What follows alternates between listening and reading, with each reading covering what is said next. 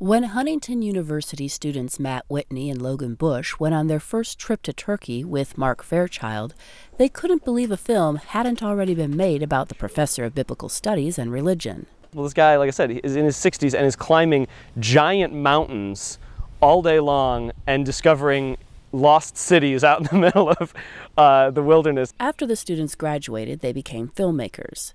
Earlier this year, they completed filming a documentary about Fairchild and Turkey.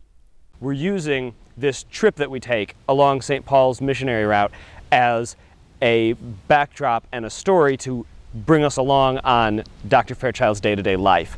You're going to be seeing this amazing archaeologist who's done all these amazing things, but you'll also be learning all about Turkey and all about its history and all about the significance of it at the same time. Mark Fairchild didn't start out to be an archaeologist. As a biblical historian, he was fascinated that most of the New Testament takes place in Turkey.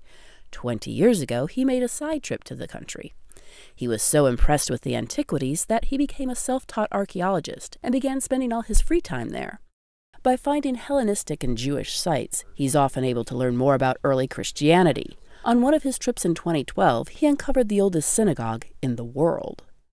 So as I'm climbing, there are several buildings that I'm passing. I look off onto my left-hand side, and there I see what appears to be a menorah. Fairchild has visited more than 350 sites in Turkey. He often makes discoveries by visiting the countryside and talking with locals. While they're often aware of the many ruins, they seldom know what they are or have visited themselves. That's partly because they're so remote and overgrown, and partly because the country sees its history as beginning with Islam. Fairchild hopes his work, as well as this film, gives Westerners not only an appreciation of the past, but a better understanding of Turkey's role in the modern world. If we're ever going to resolve this problem of terrorism, Turkey's, in my belief, has to be a player. Turkey is 99% Muslim, but they are very secular. It is the most moderate Muslim nation in the world. They have good relations with most Western countries. They're a part of NATO. They want more.